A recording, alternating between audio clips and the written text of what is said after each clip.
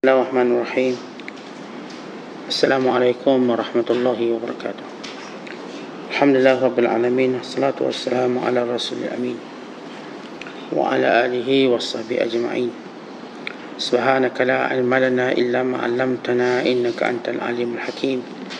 Rabbi shrah li sadri wa yassir li amri wahlul 'uqdatam min lisani yafqahu qawli wa ba'du. وقال المصنف رحمه الله تعالى ونفعنا الله به وبعلومه في الدارين آمين. Telah berkata Imam Al-Allamah Syekh Abdul Qadir Al-Jilani, semoga Allah Ta'ala merahmatinya dan kita mendapat manfaat serta barakah ilmunya. Kaum ini tidak pernah merasa bangga dengan apa yang ada dari amalan-amalan mereka, kerana mereka tahu bahawa amalan itu dikira dengan kesudahannya. Lihat ramai orang memandang raja dan penguasa itu sama dengan Tuhan. Begitu pula yang lain memandang dunia dan kekayaan yang ada di tangannya, serta keafiatan, daya upaya dan kekuatan. Semua itu semacam Tuhan bagi diri mereka. Celaka kamu. Kamu jadikan yang cabang itu sama dengan yang asal.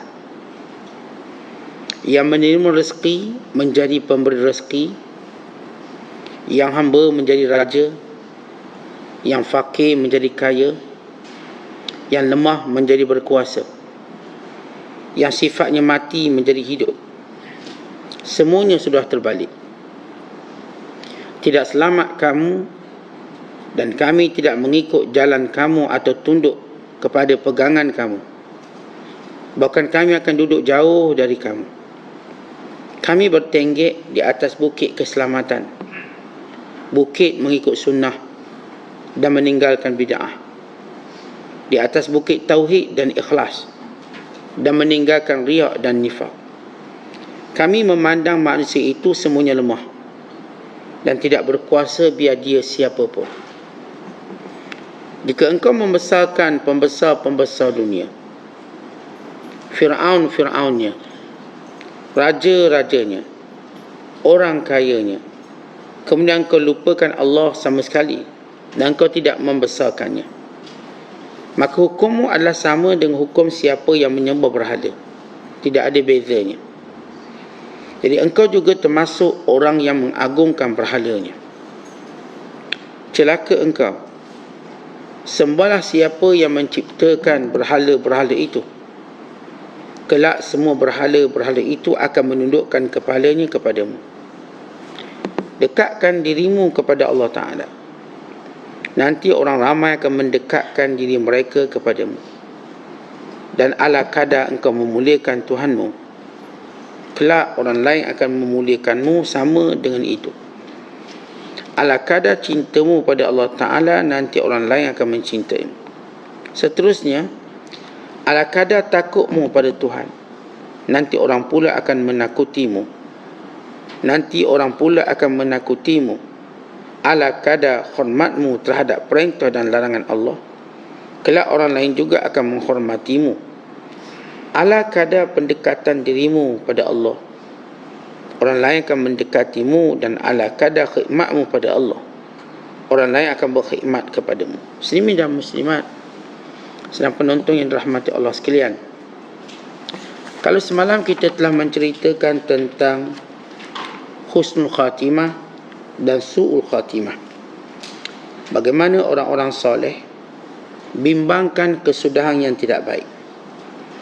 Dek kerana itu mereka sentiasa merasa takut dan berdoa kepada Allah Subhanahu Wa Taala, semoga Allah Ta'ala menerima segala amalan mereka dan mematikan mereka di dalam iman. Kerana itu, orang-orang beriman yang sebenar tidak pernah mengira banyak mana amalan mereka. Jauh sekali untuk berbangga dengan amalan yang telah mereka lakukan, kerana nilai suatu amalan itu bagaimana kesudahannya. Berdasarkan apa yang disebut oleh Nabi sallallahu alaihi wasallam, la tu'jibu bi'amali 'amilin hatta tanzuru bima yukhtam lahu. Rawahu Tabrani. Jangan kamu merasa hairan setiap amalan yang dilakukan oleh mana-mana yang melakukannya, sehingga kamu melihat bagaimana kesudahannya. Kita bila buat satu amalan, kita bila buat satu ketaatan, satu ibadat, perkara-perkara baik, maka kita bergembira. Bergembira kerana ia kurniaan Allah pada kita. Itu fitrah. Dalam hadis Nabi sallallahu alaihi wasallam menyatakan, sesiapa yang man sarrathu hasanatu wa asa'athu sayyi'atu fadzalikal mu'min. Siapa yang gembira dengan kebaikan dan dia merasa sedih dengan kejahatannya, maka itu orang yang beriman. Bergembira dengan kebaikan, fitrah. Merasa sedih dengan kejahatan yang dilakukan, menyesal, itu fitrah orang beriman. Tetapi yang dimaksudkan oleh Syekh Abdul Qadir, seorang yang merasa berada pada zoom selesa, merasakan bahawa apa yang dilakukan, amalan yang dilaksanakan sudah menjadikan dia dekat dengan syurga, sudah menjadikan dia sebagai ahli syurga, maka kebimbangan ini perlu ada. Berdasarkan hadis Nabi sallallahu alaihi wasallam, wa inna ahadakum la ya'malu bi amali ahli jannah hatta la yakuna bainahu wa bainaha illa dhira' fa yasbiqu alaihi alkitab fa ya'malu bi amali ahli an-nar fa yadkhuluha. Ada di kalangan kamu, kata Nabi SAW, yang melakukan amalan kebaikan sehingga jaraknya dengan syurga cuma satu jengkal. Tiba-tiba datang ketentuan Allah, di akhir usianya dia melakukan kejahatan, maka dia pun masuk neraka kerana kejahatan tersebut. Artinya walau banyak mana pun kebaikan kita buat, banyak mana ketaatan kita buat, kita kena pastikan bagaimana kebaikan-kebaikan yang banyak ini, bagaimana ketaatan yang banyak ini boleh menjadi rosak. Di antara perkara yang akan merosakkannya ialah bila mana kita merasa sombong dengan ibadat kita. Ia boleh merosakkan. Kan disebut dalam hadis, orang-orang yang melakukan kebaikan yang akhirnya dia ditutup dengan kejahatan sebab amalan tadi tidak dilakukan benar-benar kerana Allah, tapi ada kesombongan dia, penghinaannya pada orang lain. Kita bila buat baik, kita tak nak banding dengan orang lain. Apa yang kita dapat, kita syukur pada Allah. Kerana membandingkan ibadat kita pada orang lain menzahirkan dan melahirkan rasa sombong. Sombong dalam ibadat akan menghabiskannya dan menyebabkan kesudahan yang tidak baik. Tidak baca hadis yang banyak. Bila seorang rasa dia baik sangat dan melihat orang lain ni jahat sangat, lalu dia menghina kejahatan orang lain, dan kadang-kadang dia dengan berani berkata kamu bukan ahli syurga.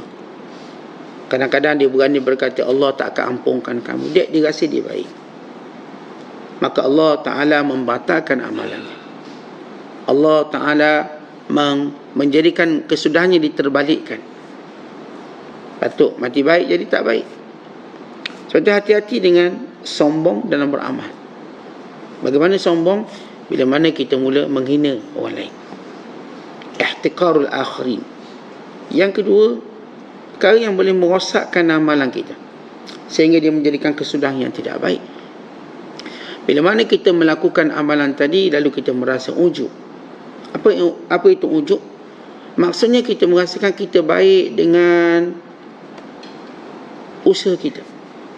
Kita baik dengan kekuatan kita dalam buat ibadah, sehingga kita lupa kebaikan yang kita lakukan ialah kurniaan Allah pada kita. Allah yang berikan kepada kita kesihatan tubuh badan, Allah yang memberikan kepada kita ilmu, Allah yang memberikan kepada kita kelapangan, Allah yang memberikan kepada kita semangat dalam beribadat, Allah Subhanahu Wa Taala yang memberikan kepada kita pertolongan dalam ibadat.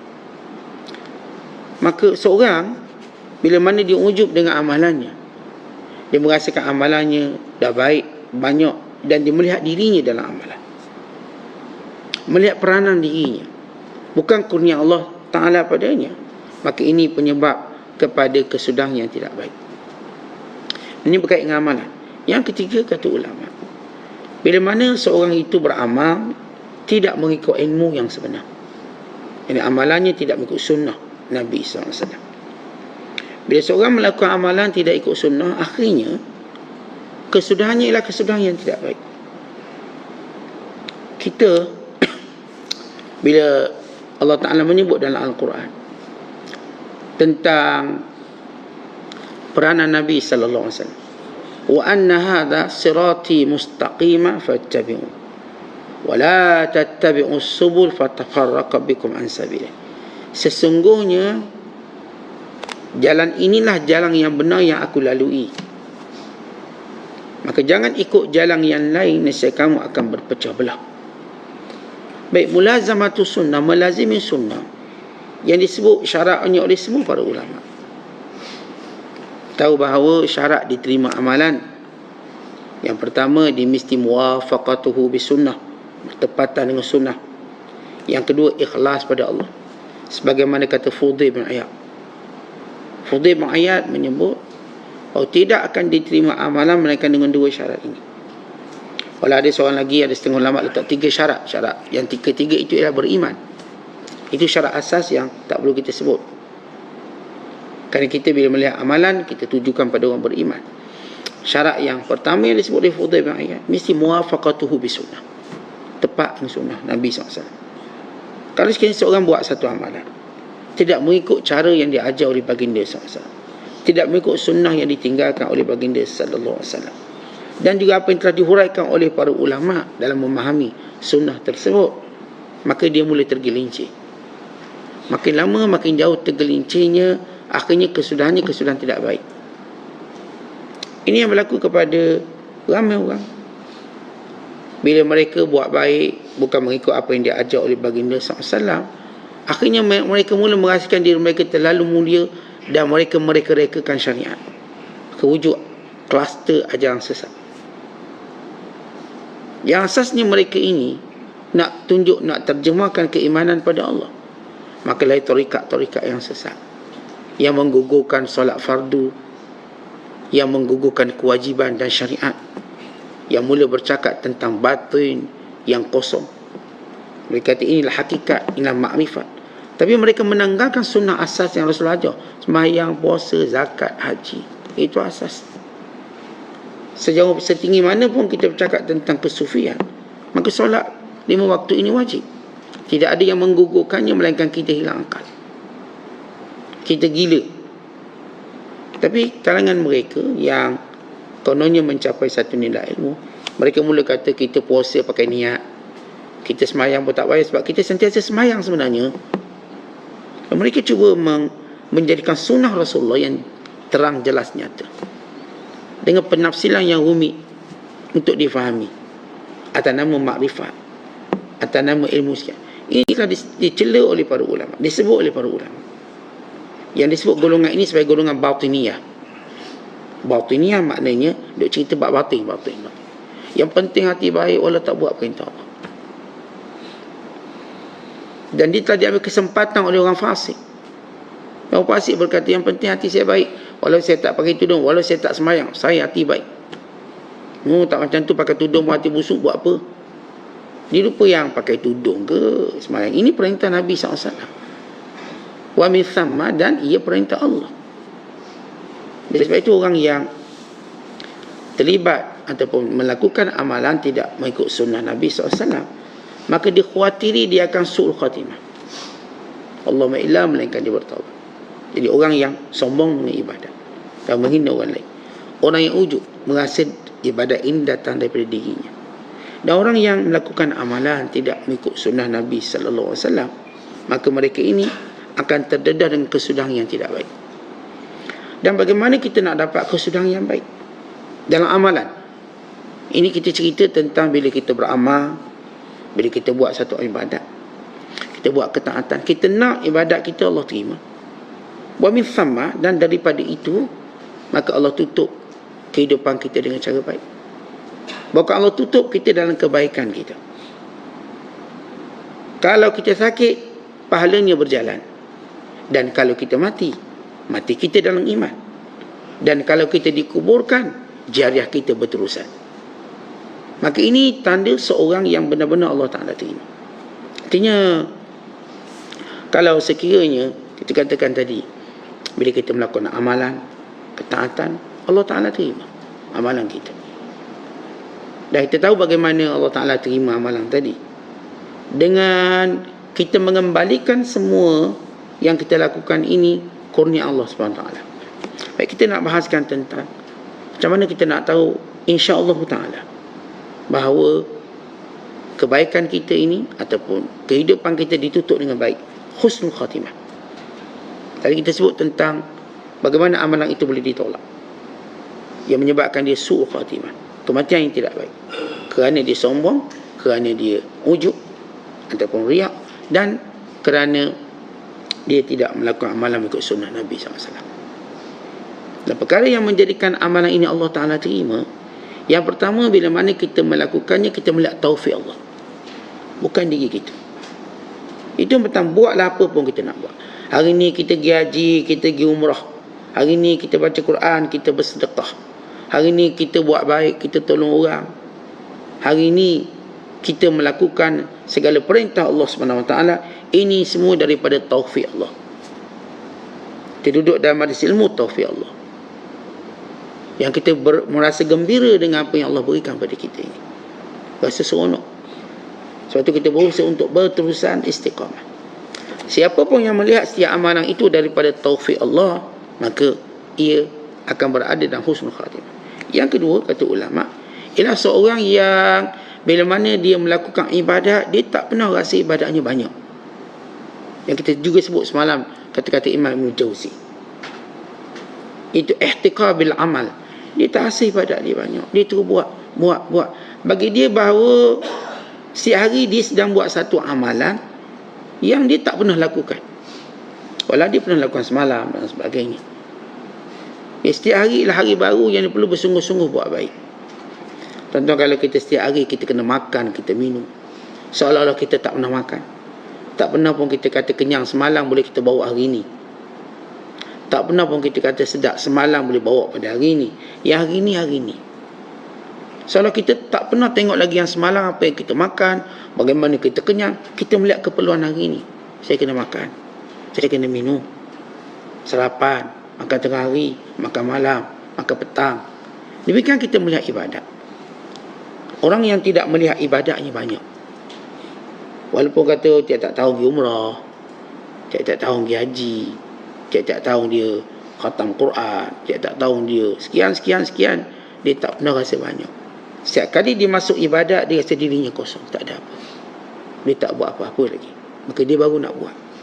Sama juga macam dia belajar. Dia tak rasa bahawa dia dah ada benda, banyak ilmunya. Tak. Dia masuk dengan jiwa yang kosong. Oh, dia seperti baru nak belajar. Setiap kali orang tu dia rasa macam tu, buat amalannya tak banyak, maka insya-Allah kesudahan yang baik. Kerana orang ini kita akan lihat dia akan sentiasa bersungguh-sungguh dalam ibadat, sentiasa istiqamah. Dan yang ketiga, ialah dia tak membandingkan ibadatnya dengan orang lain, dengan maksud nak tunjuk bahawa dia lebih banyak daripada orang tu. Tak. Dia tak pernah membandingkannya. Kan dia meyakini bahawa orang lain pasti ada ibadat yang lain. Kita kadang-kadang ukur kekayaan. Kalau contoh ukur kekayaan, kita ada kereta bagus, rumah bagus. Kawan ni tak ada. Tak mungkin dia kaya cara lain. Dia mungkin ada tanah banyak, kita pun tak tahu.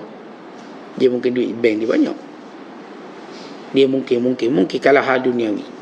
Akhirat pun sama, kita nampak saya alhamdulillah buat ibadat sekian-sekian. Saya tak nampak dia buat ibadat macam saya. Dia barangkali dia buat ibadat lain. Sebab barangkali kemuliaannya pada ibadat-ibadat yang lain. Kerana setiap orang kadang-kadang Allah buka kepadanya pintu ibadat apa yang tidak dibuka pada orang lain. Yang asas itu pasti asas. Solat fardu, puasa, itu asas semua orang beriman kan buat. Tapi dalam hal-hal perkara-perkara yang kita sebut nawafil, perkara sunat, ada orang dibukakan kepadanya ibadat sunat apa yang tidak dibukakan pada orang lain. Ada orang dibukakan kepadanya ibadat qiyamul lail. Masya-Allah, dia akan mula 2 pagi sampai subuh. Ada orang yang dibuka kepadanya ibadat puasa sunat. Masya-Allah, dia sentiasa puasa sunat. Bukan kata Isnin Khamisnya, segala kesempatan yang ada. Ada orang pula dibuka ibadat dalam melakukan derma yang tidak dibukakan pada orang lain. Dia tiap-tiap bulan tolong orang tu, tiap-tiap minggu tolong orang ni, yang tidak dibukakan pada orang lain. Setiap orang, saya katakan, ada futuhat, pembukaan daripada Allah ibadat yang Allah nak pilih dia. Kita mungkin rajin berselawat, kita mungkin rajin beristighfar, kawan kita ni mungkin rajin bertasbih, mungkin rajin bertahlil, mungkin rajinnya baca Quran. Kita mungkin pegang tasbih, alat. Kawan kita mungkin dengan jarinya dia bertasbih. Masing-masing punya alat untuk ingat Allah. Kita tak boleh kata orang tu tidak ada alat, maka dia mungkin lupa Tuhan. Tak, dia ada alat. Masing-masing ada alat masing-masing untuk menjadikan mereka ingat Allah. Yang ni mungkin cara dia ingat Allah, dia pegang tasbih. Dia pegang tasbih, maka dia mengingatkan dirinya untuk melakukan zikir tadi. Yang ni pula dia tak pegang tasbih, tapi dia sentiasa ingat untuk dia ingat Allah. Masakan kekasih lupakan kekasihnya, maka dia tak perlu diingatkan dengan tasbih. Kerana cara hidup begitu. Sebab tu kita tak boleh judge orang lain dengan sebab cara kita tak sama dengan cara dia, lalu kita pun menghukum dia seolah dia tak itu dan tak ini. Tak. Bagi kita, setiap orang ada jalan-jalan yang Allah buka untuk dia, yang kita mungkin tak nampak. Yang jalan-jalan dia mungkin tak pakai jubah macam kita. Kita buat sebahagian kebaikan pakai jubah, pakai serban. Sebagai contoh, dia mungkin tak berjubah dan tak berserban, tetapi dia ada cara lain yang Allah bukakan untuknya. Jadi kita pun tak judge, oh dia tak pakai jubah pun macam ni, kita tak pakai serban pun macam kita. Tuan-tuan, benda yang paling mengaibkan dalam ibadat, bila mana kita cuba membandingkan kita dengan orang lain dalam mengingati Allah, dengan menatijahkan bahawa kita keluar konsumsi saya ingat Allah, dia tak ingat. Jangan bandingkan amalan. Buat ibadat, dan dia ada rahsianya di sisi Allah, dan kita ada rahsianya di sisi Allah. Sebab setiap orang ada rahsia di sisi Allah yang saya katakan kita tak tahu. Sebab itu bila seorang itu mati, sebahagian bila mana mati zahir namanya dengan hebat, kerana dia mungkin ada rahsia yang kita tak tahu, sehingga Allah menzahirkannya kemuliaan pada hari kematian dia. Kita tak tahu. Oleh sebab itulah, bila kita nak berada dalam husnul khatimah, jangan membandingkan amalan kita dengan amalan orang lain yang memberi natijah kita melihat orang lain buat sikit. Ka'annahum taqalluha. Ada sahabat-sahabat Nabi SAW, mereka ni nak buat ibadat banyak. Dan bila mereka bertanya tentang ibadat Rasulullah, mereka rasa ibadat Nabi ni sikit. Lalu mereka kata, tak apalah sikit, dia itu Nabi, Rasul. Allah ampun dosa sebelum dan selepas. Dia tak ada dosa. Kita kena buat banyak. Datang Uthman bin Mas'ud, datang Abdullah bin Amri bin Al-As, datang Ali bin Abi Talib ridwanullahi alaihim ajma'in. Mereka datang ke rumah isteri-isteri Nabi SAW, tanya apa ibadat Nabi buat kat rumah. Kat masjid kami tengok, kat rumah kami tak tahu. Maka para ummahatul mukminin pun jawablah. Lalu bila mereka dengar, ka'annahum taqalluha, mereka rasa macam sikit je Nabi buat, taklah banyak, sikit. Ya Rasulullah, malam Nabi melakukan salat witir di rumah sampailah subuh. Witir 9 rakaat, sebagaimana hadis Aisyah radhiyallahu ta'ala anha. Lalu sahabat-sahabat ini mula nak buat ibadat lebih banyak. Kata salah seorang daripada mereka, iaitu Uthman bin Mas'ud, aku tak akan kahwin jadi buang masa dan beribadat, ada gangguan masa. Yang seorang lagi pula kata, aku akan puasa. Siapa yang kata macam ni? Abdullah bin Amri bin Al-As. Aku nak puasa sepanjang hidup aku, tak nak buka. Seorang sahabat kata, aku pula tak nak tidur malam, nak qiyam mulai. Itu Ali bin Abi Thalib radhiyallahu ta'ala anhum ajma'in. Lalu Nabi SAW menegur dia, salah cara membandingkan. Kerana asas perbandingan tadi ialah melihat kepada nilai seorang itu di sisi Allah, bukan melihat nilai amalan. Bila Rasulullah SAW menyatakan, ama inni akhsyakum lillah wa atqahu, ketahuilah aku paling takut Allah dan paling bertakwa. Nilai baginda SAW. Dan Rasulullah menyebut, sebenarnya bukan cerita banyak kita nak buat, tapi nilai ibadat yang kita buat. Nilai. Kata Rasulullah, aku puasa dan aku berbuka. Aku bangun qiyamul lail dan aku tidur. Dan aku mengahwini wanita. Wa atazawwajun nisa, aku kahwin. Pada bila seorang dia melihat bahawa dia nak banding ibadat dia dengan orang lain, kalau kata saya banyak, tak. Barangkali nilai dia buat ibadat tak sama macam kita. Saya semayang, puasa sekarang, saya nampak dia buat satu benda, mungkin nilainya tinggi di sisi Allah SWT. Kita buat banyak, kita pun tahu nilainya bagaimana. Oleh sebab itu elakkan kita membandingkan amalan kita dengan amalan orang lain, lalu menatijahkan kita merendahkan amalan tersebut.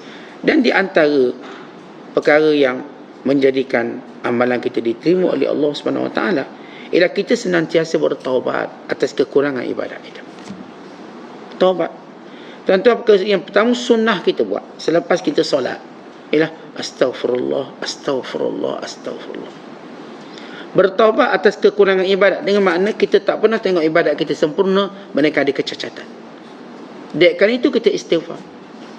Kita lepas buat haji, astaghfirullahalazim, takut ada kekurangan, ada benda yang kita terlepas pandang. Kita kalau sudah puasa, kita istighfar. Barangkali ada kekurangan dalam ibadat puasa, mungkin datang riak ke, datang itu, datang ini. Kita bila bersedekah, kita istighfar pada Allah. Barangkali kita tidak melakukannya dengan sebenarnya, dengan kemampuan sebenar kita dalam bersedekah. Kita istighfar. Setiap ibadat kita buat, kita istighfar. Kenapa? Kita melihat kekurangan. Dia orang yang kita katakan ada 4 sifat ini, bila dia buat satu amalan, dia melihat taufik Allah. Kerana itulah dia sentiasa puji Allah, alhamdulillah. Dia tak lihat diri dia. Dan bila mana dia melakukan amalan, maka dia tidak melihat ibadatnya banyak. Tak ada, tak nampak banyak pun sikit. Dan bila mana dia buat amalan, dia tak bandingkan dengan orang lain. Jangan sekali bandingkan pada orang lain. Dan bila mana dia buat ibadat, dia sentiasa istighfar, bimbang kekurangan yang berlaku dalam ibadat. Kalau 4 ni dia buat, insya-Allah makbulin, orang-orang yang diterima oleh Allah. Sebab itu apa pun ibadat kita buat, lihatlah taufik Allah. Aku ucaplah alhamdulillah. Apa pun buat ibadat kita buat, jangan penuh rasa banyak. Bila orang tu rasa banyak, kat sini dia buat banyak, maka kat sini pun kurang, sebab dia kata yang tu dah banyak. Maksudnya orang kalau pergi Mekah, dia buat banyak ibadat, balik rumah dia rehat, dia cuti, salat subuh berjemaah seminggu. Tu nampak kecacatan yang jelas. Kamu penat balik Mekah ni, jet lag lagi, jet lag. Dia main jet lag. Akhirnya tak pergi. Ni baru balik haji, lepas tu makin semangat awak ni, tak dikir cuti. Tapi sejak bila ibadat ada cuti? Kita tak ada cuti dalam ibadat. Hatta kita dah sebut sifat orang beriman, hatta kalau dia sakit, dia tak ada menjadikan sakit itu alasan berterusan. Kalau setengah sahabat, kata para sahabat yang lain, dipapa untuk datang solat berjemaah. Ada yang dipapa untuk solat berjemaah. Bayangkan walau dia sudah digugurkan dari sudut tuntutan solat jemaah padanya, namun mereka datang supaya mereka tidak dianggap sebagai munafik. Kerana antara ciri yang jelas orang munafik, alasannya menguasai keadaan dia. Tapi orang yang beriman, usahanya mengatasi alasannya. Kalau orang munafik, alasan tu dia paling suka. Kan dia akan terus beri alasan dan alasan. Padahal memberi alasan untuk tidak buat baik, satu kerugian bagi diri kita sendiri. Tak apalah kita nak cover diri kita depan orang, itu rugi kita. Kalau kita hari ni tak nak buat benda tu, tak nak buat benda ni, sedangkan apa yang kita buat, kita untung. Kita datang belajar, yang untungnya kita. Kita qiyamul lail, yang untungnya kita. Kita baca Quran, yang untungnya kita. Semua kebaikan untung kita. Tapi oleh kerana kita ada kawan-kawan soleh, Kawan soleh ingatkan kita, kenapa awak tak buat? Kenapa awak tak datang? Kenapa awak tak ada? Kenapa? Kan ini kawan soleh. Lalu kita tidak menghargai kawan soleh kita. Lalu kita beri alasan. Sehingga kawan soleh kita dah rasa macam saya tak boleh lagi ingatkan dia, sebab dia kata alasan yang sama. Tentang kawan-kawan kita yang ada ni, bila mana dia bertanya, itu bererti dia sedang membantu kita. Lama tak datang masjid je, membantu kita dengan soalannya untuk kita datang. Dan dia sedang menegur kita dengan cara bertanya. Dia menegur kita. Lama tak nampak kuliah je, mana je? Contohnya, orang ni sedang menegurnya dengan cara yang paling baik, dengan bertanya keadaan. Lalu kita tak menghargai kawan kita, lalu kita beri alasan-alasan yang saya katakan boleh diatasi. Akhirnya kawan kita dah diam daripada bertanya tentang kita. Dah tak tanya lagi, sibuk dah tu. Lalu habis kita, hubungan kita dengan dia. Sama juga bila kita sebut Tok Guru tanya, mana tak ada ni? Kerana guru kita membantu kita dalam ibadah. Tapi kalau kita tu jadikan alasan tu sampai kecerah, maksudnya sampai bila-bila, maka guru kita pun dah tak tanya kita ada ke tak ada, tak nak tanya. Maka terputus kita pula dengan hubungan guru kita. Akhirnya habis kita, dan kita dah terbiasa. Lalu alasan umpama ombak yang mengubah pantai, membentuk hakisan agama. Ya, ombak tu perkara biasa bagi laut. Kita sentiasa ada alasan dalam hidup, memang ada. Tapi bila ombak tadi yang saya katakan, kalau kita sebut ombak tidak mengubah pantai, pantai tetap di situ, ombaknya tetap di situ. Tapi kalau sampai ombak menghakis pantai, maksud alasan menghakis iman, alasan dia musuh utama manusia. Tetap pada hari di mana Allah tegakkan kita berdiri di hadapannya, maka tidak satu pun ada alasan yang diterima. Tidak ada. Tidak ada satu pun yang kita beri alasan hari ini yang Allah Ta'ala terima. Allah sebut dalam Quran, walau alqa ma'adhirah, walau mereka membentangkan segala alasan. Kenapa? Kerana ia perintah Allah.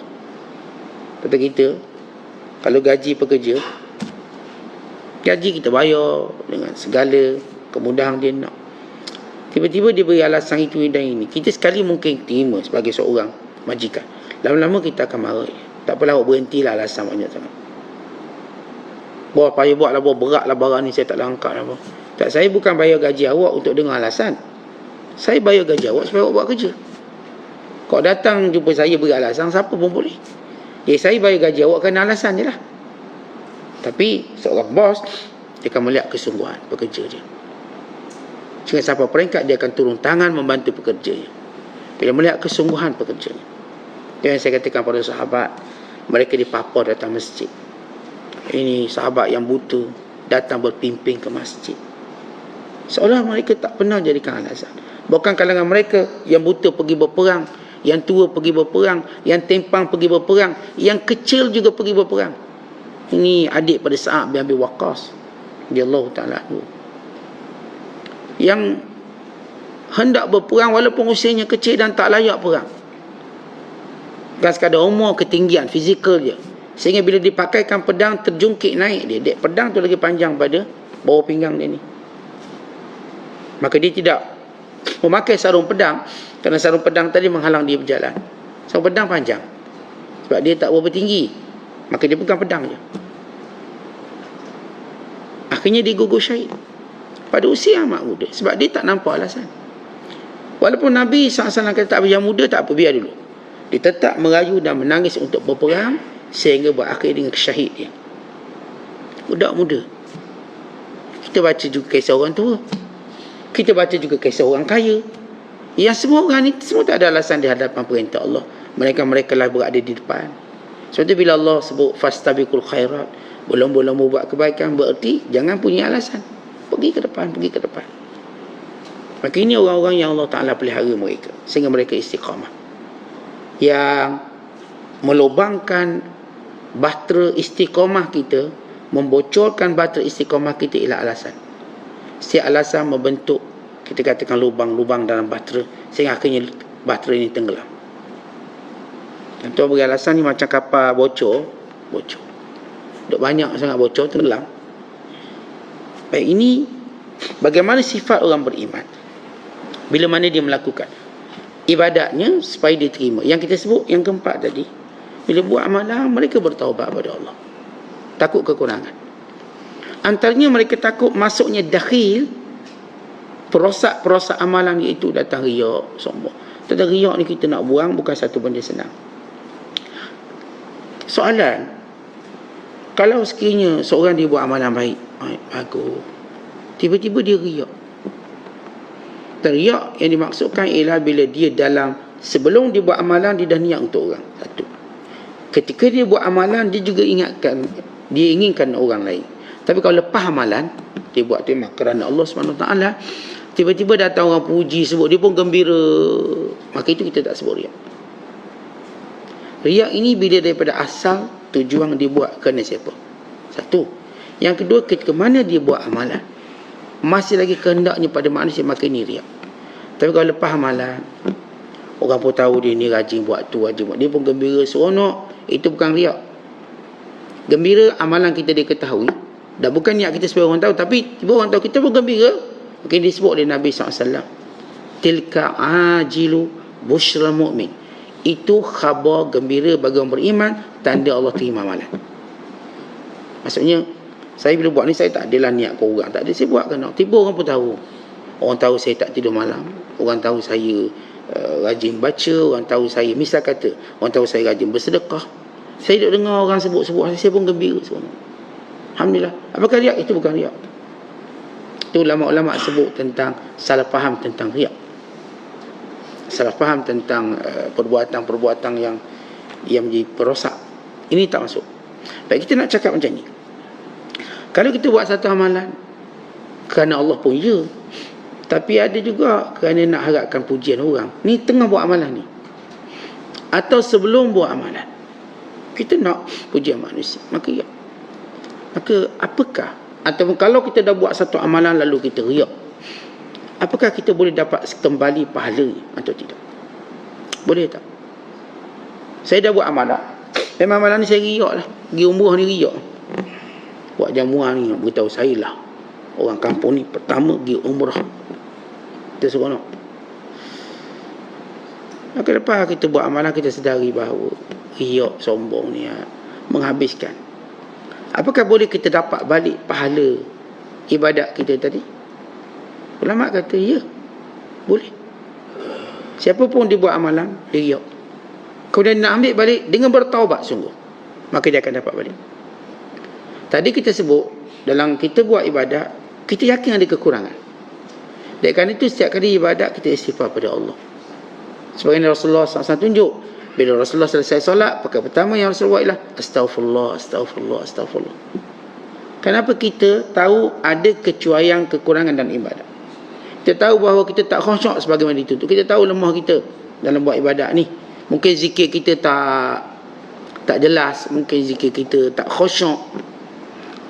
Tapi ini satu kategori lagi yang memang kita buat amalan tadi riak. Tadi boleh tak saya nak dapat pahala balik? Ulama menghuraikan satu hadis Nabi SAW. Datang seorang lelaki namanya Hakim bin Hizam. Dia kata, ya Rasulullah sallallahu alaihi wasallam, saya masa kafir dulu banyak buat baik. Saya merdekakan hamba, saya jaga silaturahim saya, dan saya banyak buat baik, sedekah sana sedekah sini. Itu saya buat zaman jahiliah. Apakah saya mendapat pahala sesudah saya masuk Islam? Yang saya buat waktu kafir dulu, yang saya merdekakan hamba banyak, saya sedekah pun banyak, dan saya hubung silaturahim, mak saudara, tok saudara, hubung sungguh-sungguh. Dan Hakim bin Hizam ini ialah anak saudara pada Khadijah radhiyallahu taala anha, Khadijah binti Khuwailid. Dan beliau memeluk Islam pada tahun ke-8 Hijrah, selepas 20 tahun kufur, kafir. Tapi Hakim ni jenis orang baik, dia orang baik. Dia terlibat dalam perang Badar menentang Nabi SAW, tapi dia tak perang, dia tak lawan, dia tak angkat pedang. Dia just pergi je. Sebab apa? Keaiban kalau tak pergi. Sehingga ditawan dalam perang Badar. Kemudian dibebaskan. Antara ada Beberapa orang yang dahulunya kafir, waktu berperang dia tak mengangkat senjata. Seperti Hakim bin Hizam, seperti Abbas bin Abdul Muttalib. Kita tahu kisah Abbas juga ditawan dalam perang Badar. Dia juga tak angkat senjata. Dia pergi perang dalam kelompok musyrikin Mekah. Dan Nabi SAW berpesan, kau jumpa Abbas, maka jangan kamu mengapa-apakan dia. Jangan mengapa-apakan dia. Jangan tetok dia, jangan. Just iring dia, tangkap dia, bawa. Ini beberapa orang yang sebenarnya itu dikenali tidak bersama Nabi SAW, hatta bersama musyrikin Mekah. Tapi bila dia bersama musyrikin Mekah pun dia tak angkat senjata. Dia ni orang baik, Hakim bin Hizam. Dia Allah Ta'ala. Baik, bila dia peluk Islam, maka dia kata yang saya buat baik-baik. Dia terima atau tidak? Lalu kata Nabi SAW, aslamta ala ma aslafta min khairi. Wahai Hakim, kamu dah Islam sekarang, dan segala kebaikan itu kembali pada kamu. Kamu dapat balik. Lalu kata ulama, berdasarkan kiasan hadis ini, kalau Islam itu adalah taubat bagi nisbah orang kafir. Orang kafir, bila dia masuk Islam, macam mana keislamannya tadi menjadikan dia, kita katakan, diangkat darjat. Sebab Nabi kata, al-Islam yajubbu ma qablahu. Islam menghapuskan dosa silam. Ada dua cara, ataupun ada dua cara besar, walaupun ada ulama sebut tiga, kita sebut dua cara besar bagaimana sesuatu dosa itu dihapuskan. Yang pertama ialah dengan Islam. Ini masuk Islam. Yang kafir buat dosa macam-macam, bunuh orang, bla fitnah Islam, itu semua dosa. Di sebalik kekufurannya, berganda dengan dosanya, dan Islamnya hapus semua. Yang kedua dengan taubat. Ini yang besar. Ada ulama sebut yang ketiga, bila kita sentiasa buat baik kafarah pada kejahatan. Kita nak sebut yang asas dua ni, taubat. Jadi kalau ada orang buat amalan, dia riak, dia sombong, nak dapat balik, taubat pada Allah. Ya Allah, aku bertaubat padamu. Dahulu aku buat umrah sombong, aku buat bukan kerana-Mu ya Allah, supaya dikatakan aku pergi Mekah. Ya Allah, dulu aku buat haji supaya dikatakan aku ni haji. Ya Allah, dulu aku bersedekah supaya dikatakan aku seorang pemurah. Ya Allah, dulu aku buat baik supaya aku dipuji, aku orang buat baik, supaya aku dapat jadi pengurusi masjid, supaya aku dapat jadi pengurusi sana, pengurusi. Contohlah yang kita buat ni supaya kita dapat jawatan. Ya Allah, ampunkan dosa. Bila mana kita mohon keampunan kepada Allah, maka yang riak, yang sombong, yang wujud kita buat amalan tadi yang dah terbatal, mudah-mudahan Allah kembalikan. Sebagaimana kembalinya amalan baik yang dibuat oleh orang kafir bila mana dia memeluk Islam. Sebab itu dalam Islam, wakaf orang kafir sah. Kalau ada orang bukan Islam, dia kata saya nak wakafkan tanah saya, hukumnya sah. Kenapa? Kalau dia memeluk Islam, maka pahala wakafnya jalan. Atau kalau ada orang kafir kata saya nak bina masjid, boleh tak kita halang ni? Tak boleh, biar dia bina masjid. Barangkali dia memeluk Islam, maka pahala bina masjid itu kembali pada dia. Karena ada orang kafir kan, dia macam dia nak tolong, saya nak tolong bina masjid ni, surau ni. Kalau dia jenis YB, dia bagi peruntukan. Contohlah kalau dia YB. Kalau dia jenis orang kaya, dia nak bagi juga duit. Dengar orang Islam nak buat masjid, tapi saya nak bagi duit saya, ambillah 100,000, ambillah sekian-sekian buat masjid. Awak ni orang kafir, tak apa, biar. Mudah-mudahan asbab ini dia masuk Islam. Dan bila mana dia masuk Islam, pahala itu dia dapat. Ini dulu saat dia buat masa kafir, baru Islam, tak, itu pahala dia. Ada pahala tergantung, menunggu keislaman dia. Kita tuan-tuan, bila saya katakan buat amalan, kita riak sombong, ia memang batal, tapi dia tak batal semua. Kerana kebaikan tetap ada nilai. Walau dibuat secara riak, dia ada nilai tertentu dia. Secara pahalanya tidak ada, tapi ada nilai tertentu. Dan bila seorang itu bertaubat kembali atas segala ketaatan yang dibuat kerana riak, ujub, sombong dan sebagainya, moga-moga Allah kembalikan dia sebagaimana kisah Hakim bin Hizam tadi. Jadi tuan-tuan, kita selalulah taubat atas amalan kita. Yang saya kata dulu saya mengaji Quran, dulu saya belajar bukan kerana Allah, kerana malu ke kawan-kawan ni belajar Ustaz, atau kerana malu orang tegur kita, tua-tua pun bodoh lagi tak nak belajar, kita malu, kita berduduk. Atau kerana kita datang ni, kawan-kawan geng kita ada kat situ. Atau kita belajar ni sebab apa? Ada makan lepas belajar, sedap tu. Tak datang keikhlasan. Kata ulama, kami dulu belajar bukan kerana Allah, tiba-tiba ianya terjadi kerana Allah. Maksudnya macam anak-anak kita, tuan-tuan, anak-anak kita. Dia orang belajar, dia orang puasa kerana Allah ke? Kerana kita lah. Kita tarik telinga dia. Terpaksa dia semayang. Terpaksa dia menuntut ilmu. Lama-lama jadi kerana Allah. Maka apa yang dia buat dahulu juga dia kira. Jadi kalau dalam amalan kita ada riak, ada wujud, ada sombong, ketaatan kita, maka ambil balik dengan taubat sungguh-sungguh pada Allah.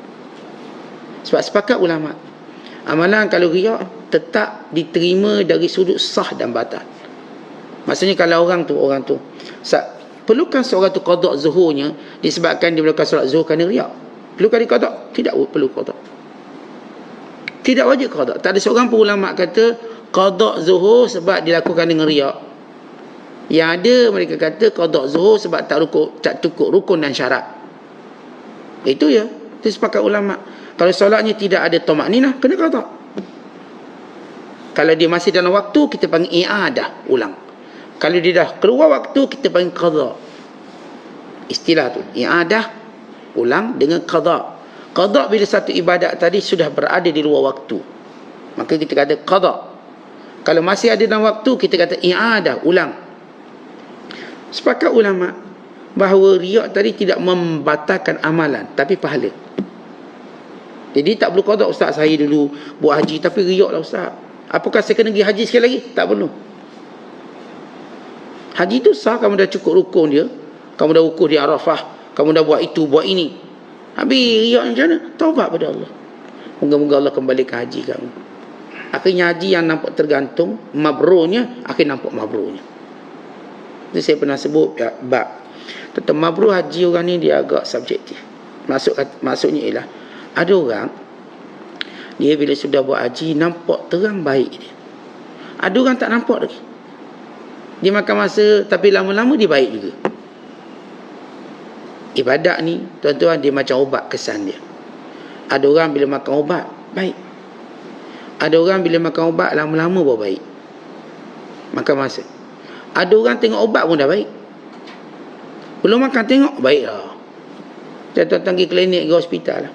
Ada orang jumpa doktor baru baik. Ada orang sebut nama doktor dah baik lah dia. Dia jadi baik. Baru melangkah masuk klinik, alhamdulillah dah baik lah. Ada orang kena jumpa doktor dulu, baru baik. Ada orang kena makan ubat sekali, baik. Ada orang makan 3 hari, baru baik. Ada orang dia makan ubat sepanjang tahun. Sepanjang tahun dia makan ubat. Lama-lama barulah baik.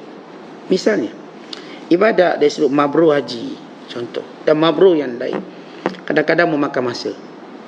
Ada orang saya katakan belum pergi haji dah nampak mabrur dia. Baik dia. Belum haji lagi. Dah nampak soleh dia. Bersungguh belajar. Ya, awak ni dah tunjuk tanda-tanda mabrur. Banyak pergi haji pula bersungguh.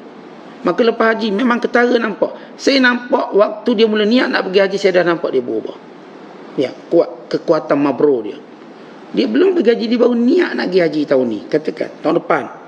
Dia dah berubah perangai dia. Rajin ke masjid, rajin belajar. Mula berlembut dengan orang, mula rajin sedekah. Banyak minta maaf dengan akhir dia pun pergi. Ya Allah, belum pergi dah nampak mabrur. Pergi haji pula kesungguhan dia. Balik haji maka kita pun nampak, oh ini orang mabrur awal lagi. Ada orang sekali pergi haji pun nampak tak semangat. Kursus haji setahun, dia datang sehari je. Malah nak datang. Dia pergi buat ukur ya. Tapi selepas berapa lama nampak kesan dia. Setiap orang berbeza. Jadi kita tak boleh judge cepat sangat orang ni mabrur tak mabrur. Balik dah nampak tak mabrur, jangan hukum cepat. Sebab apa? Tuan-tuan sekalian, Allah jadikan haji ni wajib sekali je seumur hidup. Sedangkan tuntutan mabrur itu tuntutan haji. Kalau saya sebut dalam mabrur tadi, dia subjektif tempoh dia. Kalau tidak, dah tahu tak mabrur, pergilah haji lagi. Tak, kewajibannya cuma sekali. Dia dah melakukannya. Maka kan itu saya katakan bila dia taubat balik, bersungguh balik, datang balik mabrur dia. Datang balik mabrur. Sebagaimana ibadat yang dibuat, dia taubat, datang balik mabrur. Itu tentang bagaimana pandangan orang alim, orang soleh, orang mukmin terhadap amalan-amalan mereka. Kemudian kata Syekh, teguran yang kedua. Dia kata ramai orang memandang raja dan penguasa sama dengan Tuhan. Dan ramai orang pula yang memandang dunia dan segala kekayaan dunia ini dan segala apa yang ada pada dunia ini macam Tuhan bagi mereka. Ramai orang kata Syekh Abdul Qadir, ini golongan yang bodoh dan celaka, yang jadikan cabang sama seperti asal. Tuan-tuan, yang asalnya ialah Allah, manusia cabang-cabangnya. Lalu Syekh Abdul Qadir menyebut ini asal. Kata Syekh Abdul Qadir, yang menerima rezeki itu ialah makhluk, pemberi rezeki itu Allah. Tapi bagaimana kamu menjadikan orang yang terima rezeki pemberi rezeki? Tentu yang beri rezeki kita tahu Allah. Orang beriman tahu Allah yang bagi rezeki. Dan kita semua manusia ni, namanya raja, namanya orang kaya, semua mereka juga penerima rezeki. Tiba-tiba kita anggap penerima rezeki ini pemberi rezeki. Artinya kalau lah orang ni tak bagi duit kat kita, tak ada rezeki lah kita, tak. Kamu telah mensyirikkan Allah. Kamu telah memberhalakan Allah dengan orang kaya ini. Seolah-olah kalau orang kaya tak tolong kamu, maka kamu tak akan dapat duit. Tetapi ini logik apa yang kamu pakai. Sedangkan mereka orang kaya sama macam kamu, penerima rezeki. Mereka ini cabang-cabang pemberi rezeki sebenar Allah. Tiba-tiba kamu menganggap yang menerima rezeki itulah pemberi rezeki. Tak, dia macam kamu juga penerima rezeki. Sebab itu manusia ada sifat kedekut, sebab mereka penerima rezeki. Kedekut itu sinonim kerana kita bukanlah pemberi rezeki, penerima. Orang terima, dia akan rasa duitnya akan habis. Dan kedekut datang bila ketika rasa duit kita habis, maka kita penerima. Kemudian kata Syekh Abdul Qadir, yang hamba jadi raja. Lalu kamu menganggap ni manusia ini semua hamba Allah. Tiba-tiba kamu anggap dia macam raja, berkuasa. Ini semua hamba Allah. Tidak ada yang berkuasa, cuma Allah. Yang raja sebenar itu Allah. Sebab itu Allah sebut di hari akhirat kelak, Ainal muluk, Ainal jabarut. Mana dia raja-raja yang mengaku raja? Mana dia penguasa-penguasa yang mengaku penguasa? Akulah raja. Ana malikul muluk. Akulah raja pada sekalian raja. Ini akulah raja yang sebenar. Raja sebenar ialah Allah. Maliki yaumiddin, pemilik hari kiamat.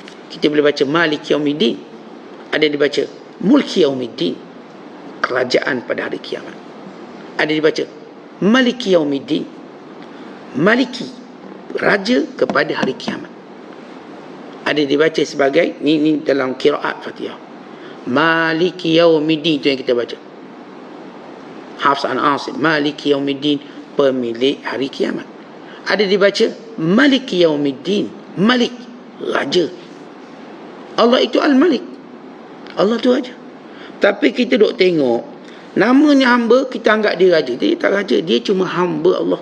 Sebab itu dia mati macam kita mati, dia sakit macam kita sakit, dia susah hati macam kita susah hati. Sebab dia hamba. Betul, ramai raja duk mengaku Tuhan. Ini Namrus, ini Fir'aun, ini sekian-sekian. Ada raja yang mengaku Tuhan secara sarahah, terang-terangan. Ada yang mengaku Tuhan secara tindakan dan perbuatan, seolah-olah dia yang menentukan. Saya akan tentukan siapa hidup, siapa tak hidup, siapa itu, siapa ini. Lalu manusia yang bodoh mula menganggap raja-raja ini kuasanya seperti Tuhan. Tak, dia hamba. Kemudian kata Syekh Abdul Qadir, yang anggap yang fakir jadi kaya. Tak, kita semua fakir. Tiba-tiba ada orang anggap ni manusia ni kaya. Tak ada istilah manusia kaya di sisi ilmu Allah. Di sisi Allah SWT, apa kata Allah? Antumul fuqara'u ilallah wallahu huwal ghaniyul hamid. Wahai manusia, kamu ini semua fakir, yang kaya sebenar Allah. Tuan-tuan, kalaulah benar manusia kaya, kenapa dia masih lagi nak? Kerana dia fakir. Hanya orang fakir yang nak lagi. Ada seorang hamba Allah, dia derma pada seorang ulama. Dia bagi 2,000. Tok Syekh ni ambil 2,000. Kata Tok Guru ni, saya tak nak. Awak lebih berhajat pada saya. Lalu katakan, Tok Guru, saya nampak macam tak ada duit ni, saya bagi. Tak, awak lebih miskin pada saya. Macam mana? Awak bagi saya 2,000, mau tak awak lagi 4,000? Awak nak tak duit lagi? Nak lagi, maknanya awak lebih perlu. Saya tak nak apa-apa. Orang kaya takkan nak apa-apa. Yang nak ni kerana kita ada jiwa miskin. Tuan-tuan, kalangan kita manusia, siapa yang tak nak apa-apa? Nak kerana kita miskin. Tanya bilioner, dah ada duit banyak, nak tak lagi duit? Nak. Sebab tu dia meniaga lagi. Tanya orang kaya sekian yang duit dah juta, nak tak lagi duit? Nak. Lepas tu sampai kecerah tak ke masjid lagi dia. Sebab miskin dia. Dia miskin, dia nak lagi duit. Kita dah pencing, nak duit lagi? Tak nak dah. Ya ke tak nak? Bagi? Nak. Kerana kita fakir.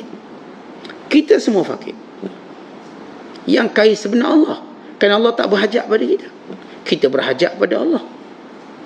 Sebab tu kata Syekh Abdul Qadir, kamu tengok orang ni manusia semua fakir. Yang kaya itu Allah. Tapi kamu menganggap yang fakir yang nama manusia ialah kaya. Dia tak kaya.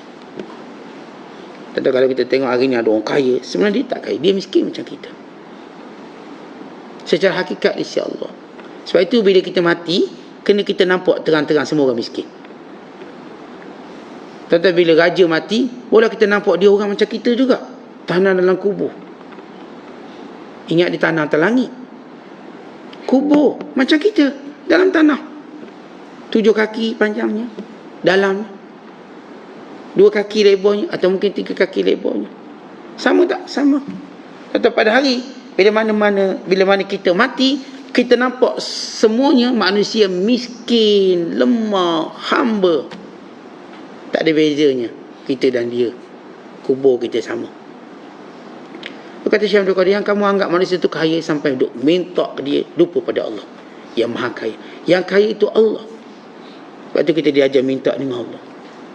Kemudian kata Syekh, yang lemah jadi berkuasa. Manusia itu sifatnya lemah. Allah berfirman, wa khuliqal insanu dha'ifa. Tiba kamu menganggap manusia ni gagah sebab dia ada silat, dia ada kalari payak, dia ada taekwondo. Tak. Yang kuatnya Allah. Apa maksud ibarat Syekh Abdul Qadir? Supaya kita melihat hakikat. Benar kita kata dia kuat, dia gagah. Itu secara zahir, bukan hakikat. Bukan hakikat. Ada seorang hamba Allah tu, dia gagah. Ni cerita betul, dia gagah. Waktu orang ke masjid solat, dia tak solat. Kerjanya ialah pikul barang kat pasar. Gagah, tubuh kuat. Kerjanya angkat barang kat pasar. Orang ajak dia lah solat dah dulu lah, tak apalah. Ya, sibuk. Orang gagah. Gagah sungguh-sungguh. Lalu satu hari dia angkat barang berat, orang gagah. Tiba-tiba dia tergelincir. Pijak kulit pisang, tergelincir. Jatuh, menyebabkan dia stroke. Ubah. Asal gagah ni, memang orang kenal orang pasar. Akhirnya dia mula menyesali, ingat balik, kalau saya dulu ke masjid. Kerana gagahnya dah hilang. Tuan-tuan, semenjak bila gagah ni berkekalan? Kerana kita asal lemah. Tuan-tuan, lahir kita dah lemah. Mata pun tak boleh buka. Sampai ketua mata tak boleh buka. Kita lemah, kita tak kuat. Tiba-tiba sebab kalau saya kuat. Kuat sampai tak nak sembahyang, tak nak sekian. Kamu akan kembali pada asal kamu, lemah. Yang kuat sebenarnya Allah. Kita ni cuma tumpang dari nikmat Allah beri pada kita. Lah gagah lah sekejap, boleh angkat kaki, angkat tangan. Tuan-tuan, sampai masa kaki pun tak boleh angkat. Tangan pun tak boleh angkat. Tengok sahabat-sahabat kita bila Allah uji kesihatan dia. Duduk atas katil tak boleh buat apa. Stroke. Ada seorang hamba Allah di Mesir. Dia ni tarik kereta dengan tangan. Bubuh berketuk. Sekian. Last sekali Allah uji dia dengan penyakit stroke. Orang banding balik gambar. Padahal dia masih muda 30-an. Banding gambar masa berketuk. Masa tengah kering. Dulu sombong belah seorang. Pukul orang. Dia gagah. Boleh tarik kereta ni. Tarik dengan tangan. Dah sekali lumpuh macam ni. Pada mana kuat kita? Orang yang pernah nama kuat, akhirnya lemah. Lemah walau dia pendekar besar. Usia tu dah lemah. Dah tak boleh nak pencak silat dah. Baru buka tarian, baru buka tari silat, meninggal dah dia. Kena jantung. Tua dah. Ini kita kena tahu hakikat. Kemudian kata Syekh, yang sifatnya mati jadi hidup. Manusia sifatnya mati. Maksudnya kita ni asal tak ada. Kemudian akan mati. Lalu kita menganggap macam dia hidup selalu. Tak ada orang yang akan hidup selalu. Kita, nama patient, nama sakit. Kita duduk tengok doktor ni macam panjang umur. Hidup doktor. Kita tengok doktor ni macam tak sakit. Tak itu, tak ini. Tak, kita lupa dia tu manusia. Dia pun mati.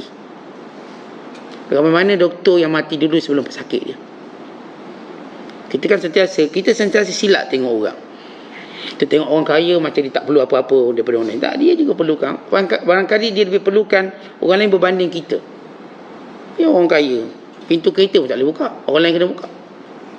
Itu kalau tak buka, duduk kering dalam tu. Dia perlukan ramai orang rupanya. Kita alhamdulillah boleh buka pintu kereta sendiri, buka kereta sendiri pun boleh. Artinya tak ada istilah kita katakan orang tu benar-benar lengkap. Tak ada.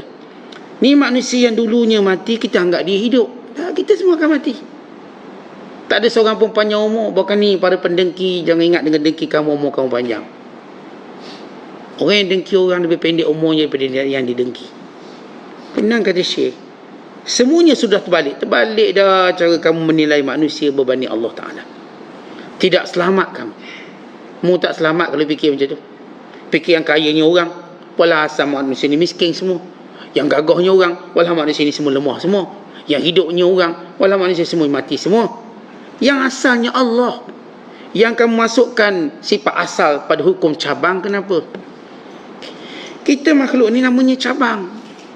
Cabang maknanya tak ada apa-apa, tunggu patak. Asal itu kukuh dan tetap Allah. Sebab itu nak mohon kekayaan, mohon daripada Allah. Kita tak mohon daripada orang. Nak mohon kekuatan dari Allah. Kita tak mohon pada orang. Nak mohon perlindungan, keselamatan, mohonlah daripada Allah, bukan daripada orang. Kerana orang tak punya apa-apa. Kemudian kata Syekh, kamu tak selamat, kami tak ikut jalan kamu. Kami tak fikir macam kamu. Kami jauh daripada kamu. Kerana kami berdiri di atas bukit keselamatan, An-Najah. Kami berdiri di atas bukit yang mengikut sunnah Nabi, yakni mengenali siapa sebenar berkuasa. Ya, sunnah Nabi macam kita selalu ulang hadis Nabi SAW. Wa iza sa'alta fas'alillah wa iza sta'anta fasta'in billah. Kalau minta sesuatu, minta dengan Allah. Kalau nak minta pertolongan, minta tolong dengan Allah. Minta tolong dengan Allah. Jangan minta tolong dengan makhluk. Hakikat minta. Yalah mungkin kita cakap, tapi hakikat hati kita Allah, bukan makhluk. Kemudian kata Syekh, dan meninggalkan bid'ah di atas bukit tauhid. Kerana kami berada di atas bukit yang mengesakan Allah. Kerana kami berada pada tahap, pada akidah pengesaan pada Allah, bukan pada makhluk. Dan pada keikhlasan. Dan dalam menjauhi riak dan nifak. Kami tengok manusia semua lemah. Semua lemah, tidak berkuasa. Biar siapa pun dia. Bila orang tanya kepada Iz bin Abdis Salam, atau dikenali Izzuddin bin Abdis Salam, bagaimana dia berani tegur raja bernama Najmuddin Ayyub. Bila di negara Mesir ada satu tempat maksiat. Orang minum arak, main perempuan. Tapi tempat tu tak tutup. Sebab apa? Ada pelindung-pelindungnya. Tempat maksiat. Kebat. Kalau orang mengadu kepada Iz bin Abdis Salam, sebab mengadu kat orang lain tak jalan. Ini ada kabel ni. Ini ada kabel, tak boleh buat apa. Kalau Iz bin Abdis Salam pergi ke istana. Pergi istana. Ketika mana Sultan Najmuddin Ayyub ketika itu menyambut hari jadi dia. Ada bala tentera. Maka Iz masuk istana sambil berkata, ni tak dijemput ni. Sambil berkata, ya Ayyub, Ayyub. Dia tak panggil dia, Sultan tak ada. Ayyub tu, Ayyub. Apa kamu nak jawab? Allah yang telah memberikan nikmat kekuasaan atas bumi Mesir ini, sedangkan kamu membiarkan satu tempat melakukan maksiat dengan sebebas-bebasnya. Apa yang kamu nak jawab di hadapan Allah? Kata Isa Abdis Salam. Lalu kata Najmuddin Ayyub, apakah ada wahai Tuan Guru? Ada ke? Ya ada. Ni satu rumah terjadikan pusat arak dan pusat perempuan. Pelacur. Lalu Najmuddin Ayyub menggalakkan tenteranya, penguat kuasa, tutup tempat. Maka Iz bin Abdis Salam balik. Orang tanya Iz, Tuan Guru macam mana boleh berani sangat? Kata dia, kerana aku melihat kebesaran Allah, sehingga aku nampak Iz itu, aku nampak Najmuddin Ayyub itu macam anak tikus. Kerana aku melihat kebesaran Allah, dan aku melihat raja ini macam anak tikus kecil. Kerana itu aku berani. Kebesaran Allah. Dan ini hakikat sebenar. Kita jangan tengok orang tu besar, orang tu gagah, orang tu power. Ini kita semua manusia. Sampai masa sakit tu, sakit ini, tu mati. Sampai masa tuan-tuan datang tua, datang uban, lemah sendi, lemah awak sarah, akhirnya rebah. Kita dan mereka sama. Sampai masa datang nyanyuk, datang tua dia, datang merapu, merabang dia. Kita pun sama. Sampai waktu kita tua, kita pun merapu, kita pun merabang. Kerana kita hakikat manusia yang lemah. Sebab itu, jangan melihat manusia dengan kesempurnaan. Manusia dengan segala kekurangan. Lihatlah Allah.